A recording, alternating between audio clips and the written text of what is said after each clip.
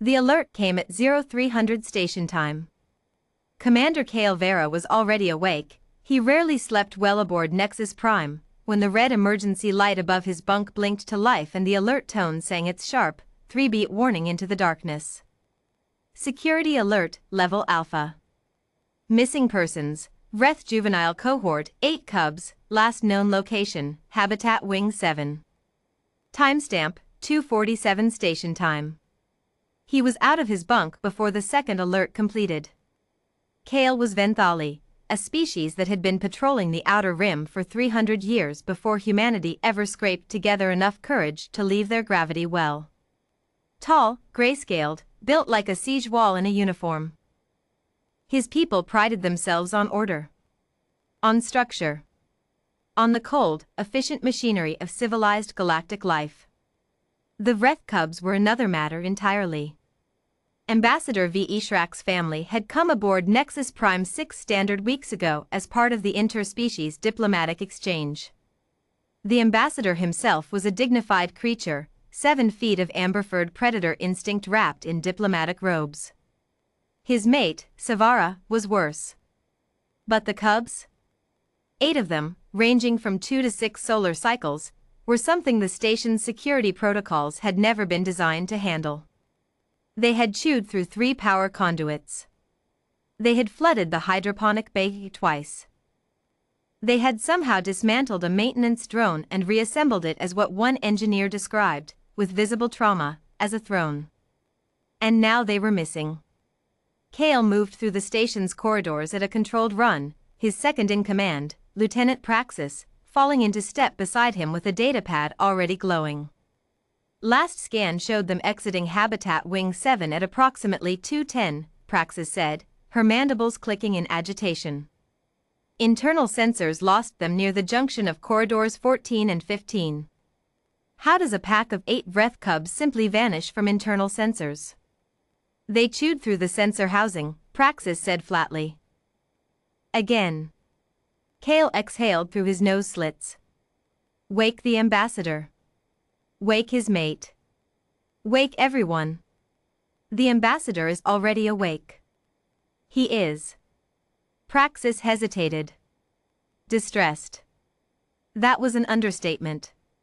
When Kale arrived at the security hub 3 minutes later, Ambassador V. Ishrak was pacing a path in the floor tiles, his amber fur standing on end, his claws leaving faint marks on the station deck.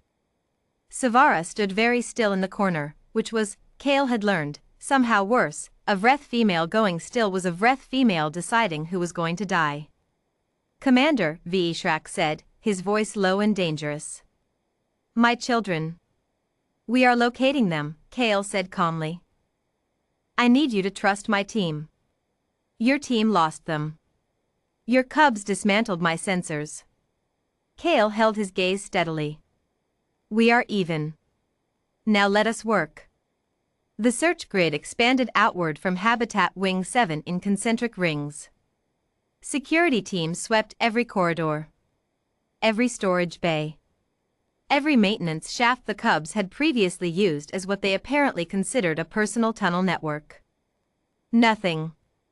For 40 minutes, 40 long, increasingly desperate minutes, the cubs were simply gone. It was Lieutenant Praxis who finally noticed the anomaly. Commander. She pulled up a secondary display. Thermal overlay. There's a heat cluster in residential sector C. A pause. Human quarters. Kale stared at the display. The thermal signature was unmistakable: 8 small, warm bodies, clustered together in a space that registered as approximately 4 meters by 5 meters. One larger human standard heat signature at the center. Who was stationed in residential sector C, he asked, already knowing, somewhere in the back of his mind, that he knew the answer. Praxis checked her records. Mara Ellison, she said. Human. Agricultural technician. Assigned to the hydroponics restoration project. Another pause. The hydroponics bay the cubs flooded. They found Mara Ellison's quarters lit by the faint blue glow of a sleep cycle light. Kale overrode the door lock gently, no alarms, no emergency breach, and pushed the door open just wide enough to look inside. He stood very still for a long moment. Ambassador Vishrak pushed past him. Stopped. Made a sound that Kale had never heard from a Vreth before, something soft and entirely undiplomatic. Savara appeared at Kale's other shoulder, looked through the gap in the door, and said nothing at all. Mara Ellison was asleep in her bunk. She was a small human, most of them were, to Kale's eye, with dark hair loose around her shoulders and one arm extended sideways off the edge of her mattress. Curled against that arm, pressed into the curve of her side, tucked under her chin, piled across her feet, and stacked in what could only be described as a deliberate formation around her sleeping form, were 8 Vreth cubs. All 8 of them. Sleeping. Not causing chaos. Not dismantling anything. Not flooding, chewing, reassembling, or conquering. Just sleeping. Small chests rising and falling in the slow, deep rhythm of genuinely unconscious creatures who felt, beyond any doubt, completely safe. The smallest cub, 2 solar cycles old, barely larger than a human toddler, was tucked under Mara's chin with her tiny clawed fist wrapped around a lock of the human's hair. Mara had not let go of it. Even in sleep. Her fingers were curled loosely around the cub's back. How, Vishrak said quietly, did this happen? It was not really a question. Kale understood that. But he found out anyway, later, from the corridor camera footage that had been operating beyond the cub's enthusiastic sensor destruction. The footage showed the following sequence of events. At 1:52, the cubs had escaped Habitat Wing 7 through a ventilation shaft, already flagged for re-engineering. At 2:03, they had made their way through the maintenance tunnels to Residential Sector C, apparently following a scent trail. At 2:11, the cubs had scratched at the door of Unit C-14, Mara Ellison's quarters, until the door opened. Mara Ellison, woken from sleep, had opened the door, looked down at 8 juvenile Vreth predators blinking up at her in the half-dark, and had said, and the audio was perfectly clear, "Oh. Oh, hi. Are you guys lost? Come on then." And she had simply let them in. The footage showed her pulling extra blankets from her storage unit, arranging them on the floor and on the bunk, filling a water container from the tap and setting it on the floor, lying back down and allowing 8 alien cubs to climb on, around, and over her until they found positions that satisfied them. She had been asleep again within 7 minutes. The cubs had been asleep within 10. Kale pulled up Mara Ellison's personnel file while the medical team waited outside the door with strict instructions to not knock, not alert, not make any sound whatsoever. Agricultural technician. 29 standard years. Grew up in a rural collective in what the humans called the Pacific Northwest. Noted in her psych evaluation as remarkably comfortable with large animals. Previous work history included, Kale paused on this, for years as a wildlife rehabilitator specializing in large mammalian predators.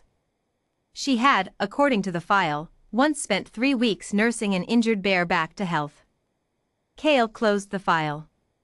He looked at Ambassador Vishrak, who was still standing in the doorway looking at his 8 sleeping children with an expression that Kale, who had known the ambassador for 6 years, had never seen on a Vreth face before.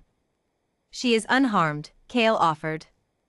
"Of course she is unharmed," Vishrak said, as if the suggestion were mildly offensive. "They are comfortable. When Vreth cubs are comfortable, they do not," he stopped. "They chose her," he said instead, more quietly. "Evidently.